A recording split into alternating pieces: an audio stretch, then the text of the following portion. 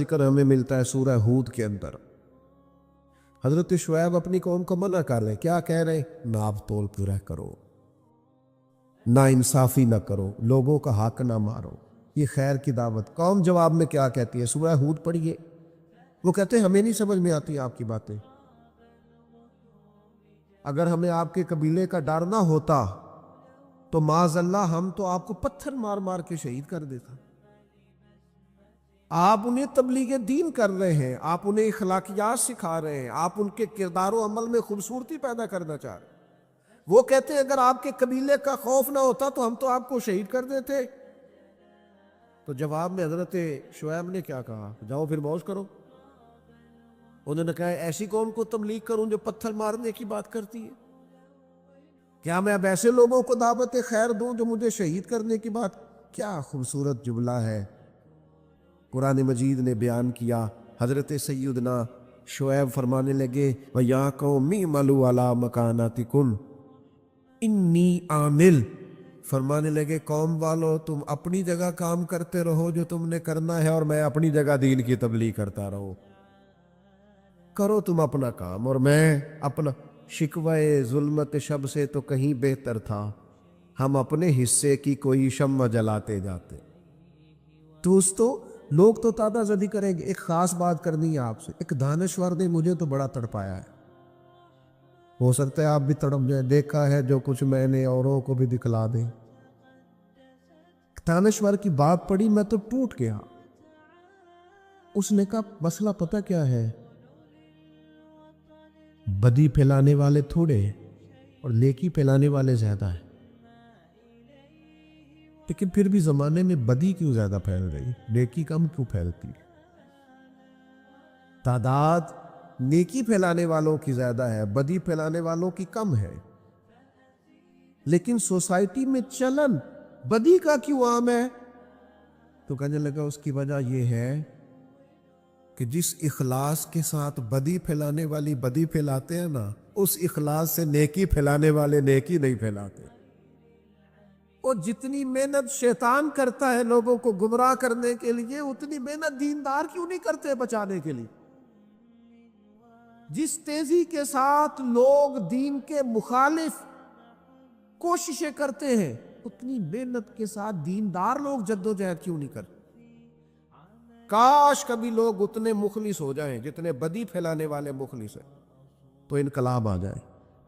حضرت امام محمد بن حنبل رحمۃ اللہ علیہ ایک چور کے لیے اکثر دعا مانگا کرتے تھے۔ ابو الحسن اس کا نام تھا۔ امام محمد بن حنبل کہتے یا اللہ اس پہ رحم فرما، یا اللہ اس چور پہ رحم فرما، دعا مانگتے۔ اور دعا کیا مانگتے؟ یا اللہ ابو الحسن اس پہ رحم فرما۔ ایک دن آپ کے بیٹے نے پوچھا کہ حضور لوگ بڑے پریشان ہیں کہ آپ چور کے لیے دعا مانگتے اور اس کے لیے اللہ کی رحمت طلب کرتے۔ تو امام احمد بن حنبل نے بڑی انوکھی بات کی، کہنے لگے اس چور نے مجھے حوصلہ بڑھا دیا۔ آپ فرمانے لگے دین کی ایک بات کرنے کی وجہ سے جب مجھے بادشاہ نے گرفتار کیا اور مجھے تھانے لے جایا گیا اور کوتوال مجھے بند کر رہا تھا، تو میں دیندار آدمی تھا، ساری زندگی پڑھنے پڑھانے والا تھا۔ سارے مجرم نہیں جیلوں میں جاتے، جیلوں میں تو حضرت یوسف علیہ السلام جیسے لوگ بھی رہے ہیں۔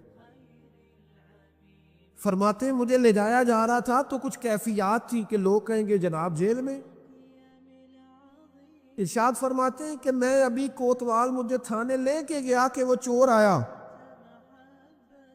اور آ کے کہنے لگا امام صاحب زمانہ جو مرضی کہے، میں جانتا ہوں آپ کی غلطی کوئی نہیں، آپ نے حق بیان کیا۔ کہنے لگا حضور میں چور ہوں، میرے وجود پر اب ایک انچ جگہ نہیں جہاں کوڑا نہ پڑا ہو، سارا وجود کوڑے کھا کھا کے زخمی ہے، ہر شہر کے ہر کوتوال کے پاس گویا ہر تھانے میں میرا نام لکھا ہے۔ چوری کے لیے مار کھاتا ہوں، کبھی گھبرایا نہیں۔ ذرا کھڑے رہنا، آپ تو محمد عربی کے دین کے لیے مار کھانے لگے۔ اتنی جلدی تانوں سے پریشان نہ ہونا، فرمایا ذرا کھڑے رہنا، اتنی جلدی تانوں سے پریشان نہ ہونا۔ زخم پہ زخم کھا کے جی، خون جگر کے گھونٹ پی، آہ نہ کر لبوں کو سی، یہ عشق ہے کوئی دل لگی نہیں۔ ذرا ٹھہرنا پھر اگر آپ اس کام کے لیے آئے۔ آپ فرماتے ہیں مجھے اس کی بات نے اتنا حوصلہ دیا کہ پھر مجھے کسی چیز نے پریشان ہی نہیں کیا۔ میں دعا کرتا ہوں اللہ اس پر۔ یہاں تو لوگ حوصلہ توڑنے آتے ہیں، لوگوں کا لوگ حوصلہ توڑتے ہیں۔ ذرا کو بچہ دیپ کی طرف بڑھتا ہے، سوال جواب شروع کر دیتا، وہ تو ہوڑے ہی داڑھی رکھ رہی ہے۔ میں کہا جی تسی دسیا جے ذرا کدوں کو رکھنی چاہیے سی، لکھ دے ذرا۔ آپ ابھی سے ادھر نکل گئے تو آپ بتا دیں جناب کس وقت نکلنا چاہیے تھا۔ آپ ابھی سے، وہ ابھی کا کیا مطلب ہوتا ہے؟ جس وقت شعور کی آنکھیں کھل جاتی ہے سارے دین پہ عمل کرنا فرض ہو جاتا۔ پھر آپ کمزور کیوں ہوتے ہیں؟ میرے عزیز طے کریں کہ اپنے ضمیر کے مطابق فیصلے ہوگے، اللہ رسول کی رضا پانے کا کام ہوگا، اور اس تعریف سے نکل آئیں گے ہم کہ لوگ ہمارے بارے میں کیا کہتے ہیں۔ میں عرض کر چکا ہوں کہ داتا علی اجویری رحمۃ اللہ علیہ فرماتے ہیں کہ نبی پاک علیہ السلام کو صادق کہتے ہیں، امین کہتے ہیں، صلہ رحمی کرنے والا کہتے ہیں، اور جب کہا لا الہ الا اللہ پڑھو تو پھر جادوگر، پھر معاذ اللہ شاعر، پھر کچھ۔ اچھا وہ یہ سارا کچھ کہتے رہے تو کیا حضور شام کو بیٹھ کے حضرت صدیق اکبر کے پاس یا گھر میں سیدہ خدیجہ کے پاس یہ تبصرے کرتے تھے معاذ اللہ کہ دیکھو جی لوگ بات ہی نہیں سنتے، دیکھو توجہ ہی نہیں کرتے، دیکھو مجھے جادو؟ حضور یہ تبصرے کرتے تھے؟ وہ جس طرح بچہ آگ کے قریب بار بار جاتا ہے اور ماں ہاتھ پکڑ پکڑ کے روکتی نہیں، غصہ نہیں کرتی، اس کا خیال ہوتا ہے اسے پتہ ہی نہیں یہ جل جائے گا، یہ رات کو بیٹھ کے تبصرے نہیں ہوتے تھے، بلکہ اللہ کا قرآن کہتا ہے اللہ کا باخی النفس کا، اے محبوب کیا آپ اپنی جان پر کھیل جائیں گے؟ اللہ یکون مؤمنین، اس بات پر کہ یہ ایمان کیوں نہیں لاتے؟ حضور آپ نے تو جان کی بازی لگا دی گویا، اتنی محنت کرتے ہیں، اتنی محنت کرتے، یہ اللہ کا قرآن ہے۔ وہ جادوگر کہتے جا رہے ہیں، ساحر کہتے جا رہے ہیں، اور حضور جان کی بازی لگا کر دین بتاتے جا رہے ہیں۔ یہ مزاج ہے کہ آپ ان لوگوں کے بیچ کھڑے ہو کر انہی کی خیر کی بات کریں، انہی کے حق میں بھلے کی بات کریں جو آپ پر تانا زدی کر رہے ہیں۔ آپ انہی لوگوں کے لیے دیکھیے حضرت موسیٰ علیہ السلام کتنی جد و جہد کی جناب کلی، کبھی فرعونیوں سے مقابلہ ہے، کبھی دریاؤں کا سفر ہے، کبھی صحراؤں کا علاقہ ہے، کس طرح حضرت موسیٰ علیہ السلام نے جد و جہد کی اپنی قوم کو نکالنے کے۔ آپ قرآن مجید کھولیں، جگہ جگہ حضرت کلیم علیہ السلام کا ذکر ملے گا، کبھی وہ پانی کا مطالبہ لے کے آ گئے، کبھی کچھ لے کے آ گئے، دن رات حضرت موسیٰ علیہ السلام انہیں فرعونیوں سے نجات دلانا چاہتے ہیں، لیکن وہ کتنی ذہنی اذیت دیتے۔ آپ تاریخ پڑھ کے دیکھیں، کبھی وہ ان سے کہا گائے ذبح کرو تو پوچھتے ہیں رنگ کیسا ہو، بچڑی ہو کہ جوان ہو۔ کبھی حضرت موسیٰ علیہ السلام کے بارے میں معاذ اللہ ثم معاذ اللہ، یہاں تک انہوں نے کہہ دیا کہ آپ نے تو اپنے بھائی حضرت ہارون کو قتل کر دیا۔ یہاں تک کہ ایک عورت کو کہا جا کے جناب حضرت موسیٰ پہ الزام لگا دو۔ کبھی وہ کہتے ہیں کہ معاذ اللہ آپ اتنا اپنے آپ کو پردوں میں چھپا کے رکھتے ہیں، کیونکہ حضرت کلیم بڑے حیادار تھے، اللہ کے سارے نبی حیادار ہوتے، تو کہتے تھے لگتا ہے جسم پہ معاذ اللہ ثم معاذ اللہ کوئی عیب ہے۔ کبھی کوئی بات، کبھی کوئی بات، کبھی کوئی بات، لیکن آپ حضرت کلیم کو دیکھیں، وہ جہاں بھی رب کی بارگاہ میں عرض کرتے ہیں اپنی امت کی خیر ہی مانگتے ہیں، وہ اپنی قوم کی خیر ہی مانگتے ہیں، وہ اللہ کی بارگاہ میں یہی عرض کرتے ہیں مالک ان کے لیے ہدایت کے راستے واضح فرما۔ یہاں تک ان کی قوم نے کہہ دیا معاذ اللہ، یہ اللہ کا قرآن فرماتا ہے، آپ سورہ آراف پڑھ کے دیکھیے، وہ کہنے لگے اے موسیٰ ہمیں تو آپ سے پہلے بھی آپ کی وجہ سے تکلیف پہنچی، معاذ اللہ آپ کے بعد بھی آپ کی وجہ سے تکلیف پہنچی، وہ آپ کی ولادت کی خبر معروف ہوئی تو فرعون نے ہمارے بچے قتل کرانے شروع کر دیے، تو آپ کے تو آنے سے پہلے ہمیں تکلیفیں پہنچ رہی۔ لیکن حضرت موسیٰ پھر بھی کہتے ہیں اور صبر کرو تمہارا دشمن ہلاک ہو جائے، اللہ تعالیٰ تمہیں کامیابی دے گا۔ اور پھر اللہ تعالیٰ نے اس کا اعلان بھی فرمایا یاد کرو نا بنی اسرائیل والو، وہ وقت یاد کرو نا، وَإِذْ نَجَّيْنَاكُمْ مِنْ آلِ فِرْعَوْنَ، پھر ہم نے تمہیں نجات دی فرعون والوں سے۔ پھر ہم نے تمہیں نجات دی ان لوگوں سے، فرعونیوں سے تمہیں بچا لیا۔ کس کی برکت سے؟ حضرت موسیٰ علیہ السلام کی برکت۔ اللہ نے ان کے ذریعے تبلیغ فرما کے بچا لیا۔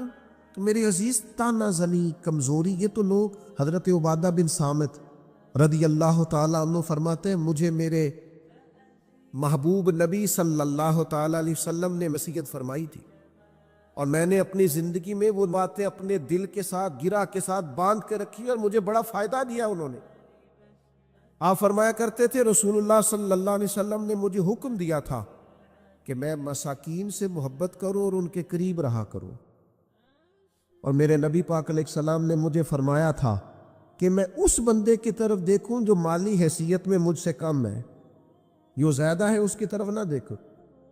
اور فرماتے ہیں پھر کریم محبوب صلی اللہ تعالیٰ علیہ وسلم نے مجھ سے فرمایا کہ میں ہمیشہ صلہ رحمی کروں، اگرچہ کوئی بندہ مجھ سے تعلق توڑے، منہ پھیرے، پھر بھی میں نیکی کرتا رہوں۔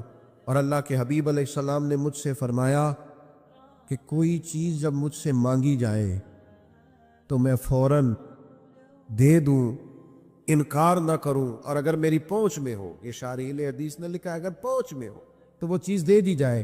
اللہ کے پیارے حبیب علیہ السلام نے فرمایا، حضرت ابو سعید خدری رضی اللہ تعالیٰ عنہ حدیث کے راوی ہے، مسند امام احمد بن حنبل میں موجود ہے، حضور علیہ الصلوۃ والسلام نے فرمایا تم میں سے کوئی شخص اگر کوئی ایسا موقع دیکھے جہاں اللہ کے احکام کو توڑا جا رہا تو اسے چاہیے کہ وہاں بات کہنے میں حقارت محسوس نہ کرے، تبلیغ کر دے، بات کہہ دے، لوگوں کو بتا دے۔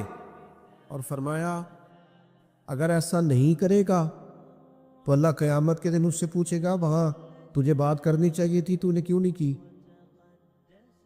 تو عرض کرے گا یا اللہ میں لوگوں سے ڈر گیا تھا۔ تو حضور فرماتے رب فرمائے گا میرا زیادہ حق تھا کہ تو مجھ سے ڈرتا، لوگوں سے ڈر گیا، تجھے مجھ سے ڈرنا چاہیے تھا۔ اور یاد رکھیں جو اللہ سے ڈرتا ہے پھر وہ کسی اور سے نہیں ڈرتا۔ آپ خیر کی بات کہہ دیں، وہ ہمارے بزرگ تھے، مجھے بات بڑی پسند ہے سادی سی پر بڑی انوکھی ہے۔ بازار میں سفر کر رہے تھے، جا رہے تھے تو ایک عورت کو دیکھا بغیر پردے کے، گلے میں دوپٹہ ڈالے جا رہی ہے۔ تو حضرت صاحب چہرہ ادھر کیا ہوا ہے، پتر مسلمانہ دی بیٹی ہے، مسلمانہ دا ملک ہے، میرا پتر سر کج۔ بڑی سخت اور بڑے تلخ لب و لہجے میں وہ خاتون کسی امیر گھر کی محسوس ہوتی، تلخ لہجے میں، بابا جا اپنا کام کر۔ تو حضرت اس کی بات سن کے بڑے تحمل اور بردباری سے فرمانے لگے پتر میرا یہی کام ہے، میں کام نہیں لگا، میری یہی ڈیوٹی ہے، جو بندہ غلط بات کرے اسے تھوڑی سی ادب سے نصیحت کرو، میرا یہی کام ہے، میں کام نہیں لگا۔ تو وہ بات جو دل سے نکلتی ہے اثر رکھتی، پر نہیں طاقت پرواز مگر، آپ کہے تو صحیح دین کی بات، اپنے بیٹے کو بھی نہیں کہتے حضور کے دین کا پیغام، چھوٹے بھائی سے بھی نہیں کہہ سکتے، اپنے ماتحتوں سے بھی نہیں کہہ سکتے آؤ یار نماز کے لیے چلے، اپنے گھر میں بھی اتنی جرت اور طاقت نہیں رکھتے، ہر کام کے لیے ناراض ہوتے ہو، لیکن صرف لوگوں کے ڈر سے کہ لوگ کیا کہیں گے، ہر وقت کمزوری دکھانا۔ میرے عزیز اس سے آپ نکل جائیں، اس بات سے پرواہ نہیں کی لوگوں نے، لوگ نکل گئے۔ آپ یقین کریں کتنے بڑے تھے حضرت زبیر بن عوام، فرماتے تھے کسی کی جرت نہیں تھی کبھی کہ میری طرف آنکھ اٹھا کے دیکھے، لیکن پھر میں نے کلمہ پڑھا، مجھے اوڑھنے دے اذیتیں، تو میری عادتیں نہ خراب کر۔ فرماتے چٹائی لپیٹ کے نہ میرے گرد مجھے باندھ کے، تو اس کو میرا چچا آگ لگا دیتا تھا، وہ جو دھواں ہوتا تھا نا اس کا، ایک دھواں بڑی تکلیف دیتا ہے اگر آپ دھوئے میں گر جائیں، فرماتے اس سے مجھے اذیت پہنچتی، تکلیف پہنچتی، لیکن ہر لمحہ میرے دل سے بھی صدا نکلتی، حق وہ ہے جو رسول پاک لے کے آئے، سچ وہ ہے جو نبی کریم علیہ السلام نے بیان فرمایا۔ کسی جگہ بھی کسی کمزوری کا اظہار ہے، کیوں ہم کمزور پڑ گئے؟ اللہ جانے کون سی ایسی باتیں ہیں جن کی وجہ سے ہم پیچھے رہتے جا رہے ہیں۔ میرے عزیزوں ان کمزوریوں سے اپنے آپ کو نکالو۔ میں آپ سے عرض کروں نبی پاک علیہ السلام کی خدمت میں ایک صحابی آئے. بات مضبوط کر دوں, واقعہ سنایا ہے نا, تو کچھ لوگ سمجھتے ہیں کہ یہ واقعہ ہے, تو میں ایک حدیث پاک امام بہقی کی لکھی ہوئی عرض کرتا ہوں. نبی پاک علیہ السلام کے ایک صحابی آئے اور ان کا سر پھٹا ہوا تھا, خون بہ رہا تھا. سرکار نے فرمایا کیا ہوا؟ عرض کی حضور ایک عورت جا رہی تھی, میری نظر پڑی, ابھی نظر پڑی ہے کہ میرے آگے ستون آ گیا تو میرے سر پہ لگ گیا. نبی پاک صلی اللہ علیہ وسلم نے فرمایا تیرے لیے خوشخبری ہے, اگر دنیا میں تیری غلطی کی تجھے سزا ملی ہے تو پھر رب تجھے قیامت میں سزا نہیں دے گا. پھر اللہ قیامت میں سزا, بعض گناہ ایسے ہیں جن کی یہاں بھی سزا ملے گی اور وہاں بھی ملے, لیکن میرے بھائی پہلی بات یہ ہے کہ اللہ تعالیٰ اس غلطی کی یہیں سزا دے لے, اور دعا فرمائے اللہ تبارک و تعالیٰ یہاں بھی معافی عطا فرمائے, وہاں بھی معافی عطا فرمائے, اللہ درگزر ہی فرمائے. لیکن میرے بھائی ایک تو یہ ایک سزا یہ ہوتی ہے کہ انسان جب گناہ کرنے لگتا ہے تو اللہ نعمتوں کے دروازے کھولتا ہے, مہلت دیتا ہے. 500 سال تک فرعون کو مہلت دی. کتنے؟ یہاں جو 5 سال حکومت کر لیتا ہے وہ کہتا ہے سب سے قابل میں ہی ہوں, مجھے مہلت جو ملی ہوئی ہے. 500 سال مہلت دی اللہ تعالیٰ نے. اور فرعون کی قوم پر پتہ عذاب کس طرح کیا ہے؟ ٹڈیاں مسلط کر دی اللہ نے. یہ گھومتی نہیں چھوٹی سی, ہم اپنی زبان میں اس کو کچھ لوگ مختلف ناموں سے یاد کرتے ہیں, کوئی مکڑی کہتا ہے, کوئی کچھ کہتا ہے. مسلط کر دی, جاتی نہیں. ان پر بنی اسرائیل کے ان مقابل جو فرعون کی قوم تھی ان پر الزام اس طرح کا عذاب آیا کہ مینڈک مسلط کر دی اللہ تعالیٰ. برتن کھولتے تھے اندر مینڈک نکلتا تھا, دنیا کی ہر دوائی استعمال کرتے تھے لیکن مینڈک نکل آتا تھا. تھوڑا سا سمجھا کریں چیزوں, ہمارے رنگ نہیں زیادہ گورے کہ ہم پر عذاب نہیں آتا. کوئی بہت زیادہ اللہ تعالیٰ معاف فرمائے دولت نہیں جمع کرا بیٹھے شاہی خزانے میں کہ ہم سے پوچھا نہیں جائے. یہ مہلت ہے, مہلت کو مہلت سمجھو. پھر جب پکڑ آتی ہے نا اللہ کریم کی, میں نے دیکھا ہے کروڑوں روپیہ, 6 اولادیں. ایک شخص کے بچے باہر سے آ رہے تھے, وہ بندہ بیمار تھا, مجھے کہنے لگا حضرت جی دعا کریں میں ان کے آنے سے پہلے مر جاؤں ورنہ آ کے مجھے مار دیں گے. دعا کریں. اتنی بے سکونی, کروڑوں روپیہ پڑا ہے تو یہ عذاب نہیں؟ کوئی ضروری ہے کہ پتھر برسیں گے تو سمجھ آئے گی؟ یہ جو سگا بیٹا بوڑھے باپ کے قریب سے گزر جاتا ہے, سلام نہیں لیتا, تو اس کو عذاب نہیں سمجھتے؟ یہ جو امت کی بیٹیاں, امت کی بچیاں, ہماری بچیاں, ایک سال کے اندر 75 ہزار بچی ایک ڈویژن سے بھاگ کے شادی کر رہی ہے, اور ایک صوبے سے, تو اس کو آپ اللہ کا عذاب نہیں سمجھتے؟ یہ معمولی بات ہے. نہیں ہمارے رنگ ہو رہے ہیں, ہم بڑے سمارٹ ہیں. 1500 سال مہلت دی نوح علیہ السلام کی قوم کو. کتنے سال؟ بول کے بتائیے, بول کے دوبارہ بولیے. 1500 سال.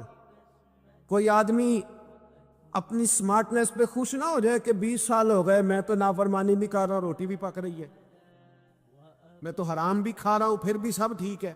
1500 سال مہلت دی. پھر حضرت نوح کہنے لگے اللہ میں نے تو بڑا سمجھایا, نہیں باز آتے. تو رب کریم نے فرمایا کشتی بناؤ. اللہ کے پیغمبر کشتی بنانے لگے تو قوم مذاق اڑانے لگ گئی. اب کیا کرنے لگے ہو؟ اب کشتی بنانے لگے ہو, خیر تو ہے, قوم مذاق اڑا رہی ہے. حضرت نوح علیہ السلام کا آپ نے کشتی بنائی, پانی کہاں سے نکلا؟ نہ بارشیں ہوئی, نہ سیلاب آئے. ایک تندور تھا, اس کے اندر سے پانی نکلنا شروع ہو.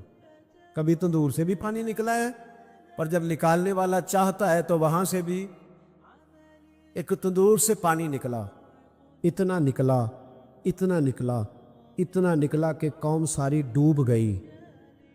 قرآن مجید کے صفحات شہادت دیں گے کہ حضرت نوح کی قوم کا بچہ بہہ گیا. بچے صرف وہ تھے جو حضرت نوح کے ساتھ ہو گئے, تباہ ہو گئی. اللہ بے نیاز ہے, بے نیاز. 1500 سال مہلت ملے اور تو پھر بھی کہے رب بڑا کریم ہے معاف کر دے گا.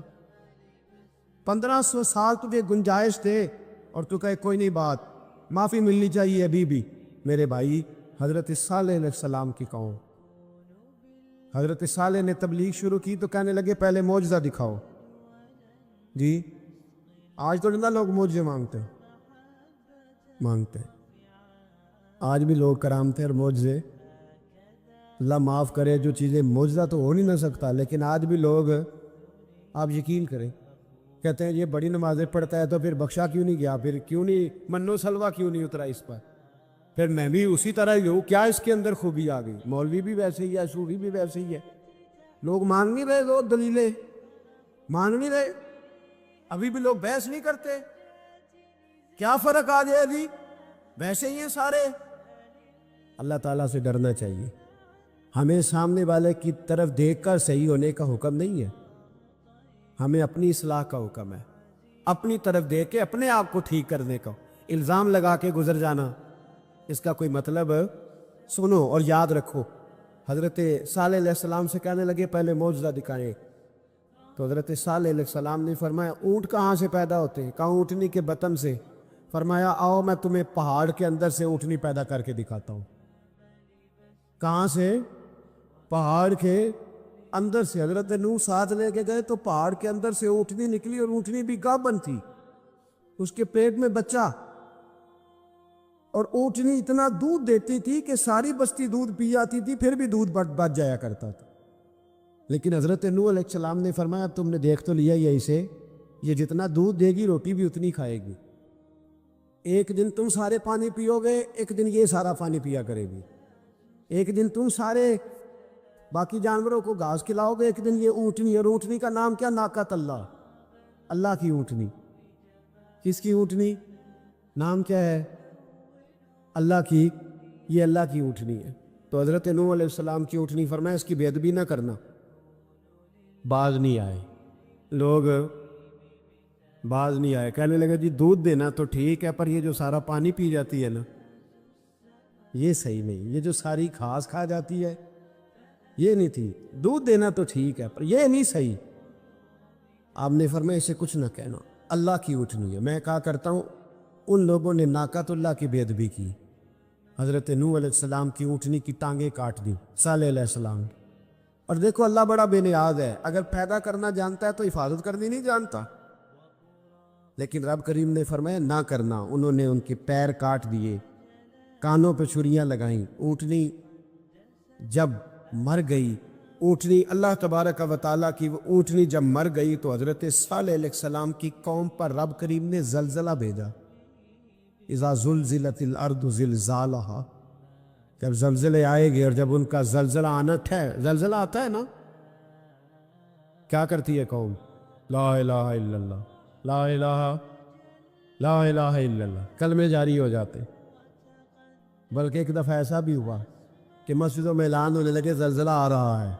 جو فجر کے لیے نہیں اٹھے زلزلے کے لیے وہ بھی اٹھ گئے. جن کا دعویٰ ہے نا میری سویرے آنکھ نہیں کھلتی, ان کی لگی نہیں کتنے گھنٹے, بعد میں بھی نہیں لگی. ٹی وی پہ اعلان ہوتے رہے کوئی نہیں آ رہا, سو جاؤ چپ کر کے, لیکن آنکھ لگی. موت سے تو ڈرتا ہے, اللہ سے ڈرتا ہی نہیں. موت کا خوف ہے, رب کا نہیں. زلزلہ آیا, ساری قوم تباہ ہو گئی. بتاؤ اگر ناقۃ اللہ کی گستاخی ہو تو اللہ ناراض ہو جاتا ہے, اور اگر اولیاء اللہ کی ہو, اگر اولیاء اللہ کی ہو تو رب ناراض نہیں ہوتا.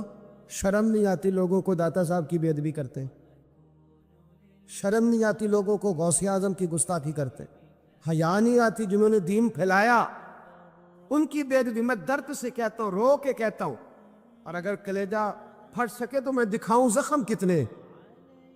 ایک حج کے موقع پر ایک بابا جی, اس سال 4,80,000 روپے کا پرائیویٹ حج تھا, اور بابا جی کی کیفیت کمزور تھی, بیچارے بیمار تھے. اس کے باوجود وہ گئے.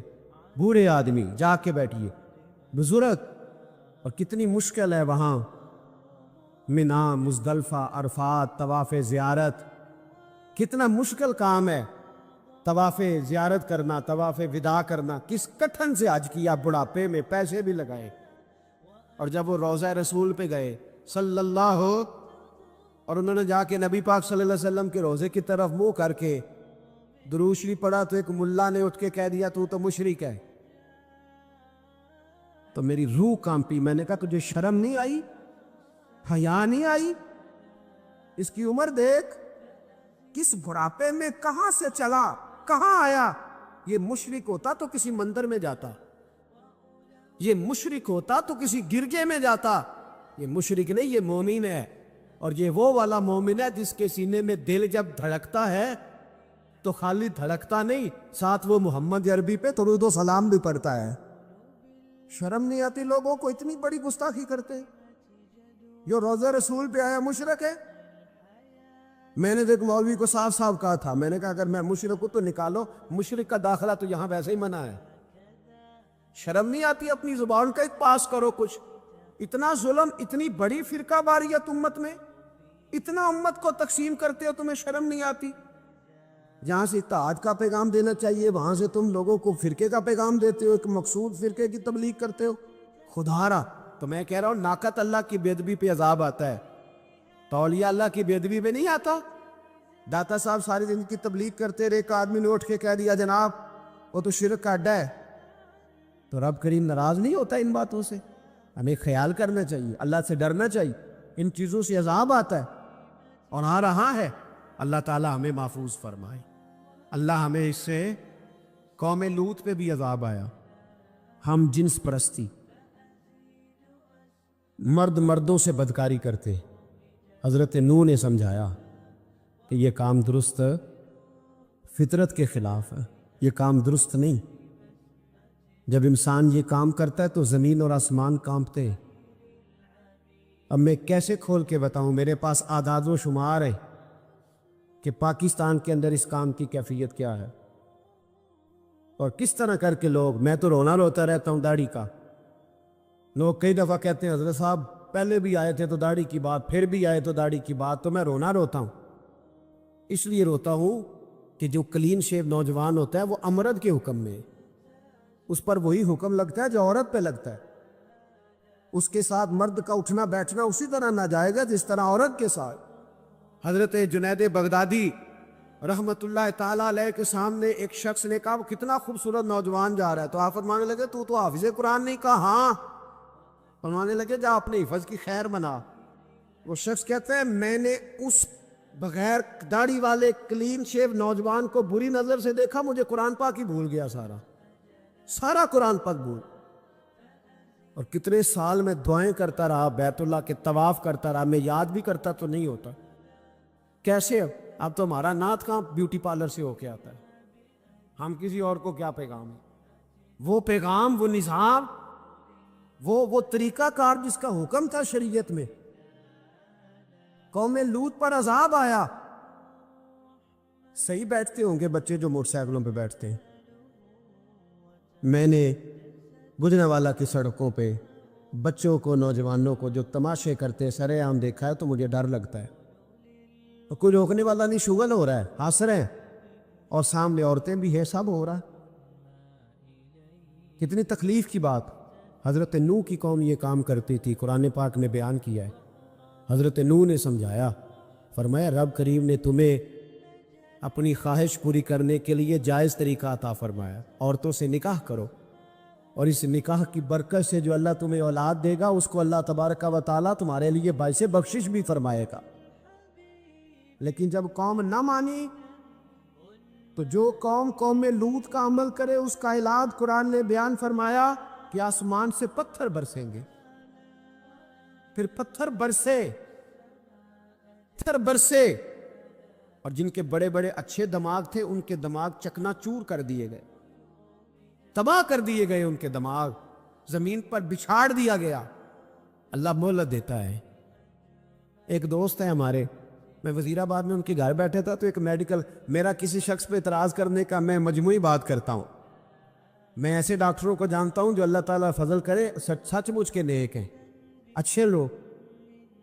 تو بچے کا میڈیکل سٹور ہے, تو والد بیمار ہو گیا, تو وہ کہتا ہے ابا جی ڈاکٹر صاحب نے کہا آپ کو ڈرپ لگنی ہے. تو سگے باپ کو ڈرپ لگانے لگا, تو باپ کیا کہتا ہے پتر تیری مہربانی مینو کوئی اصلی لائی, اور نہ لائیں جڑی لوکاں نو لانے.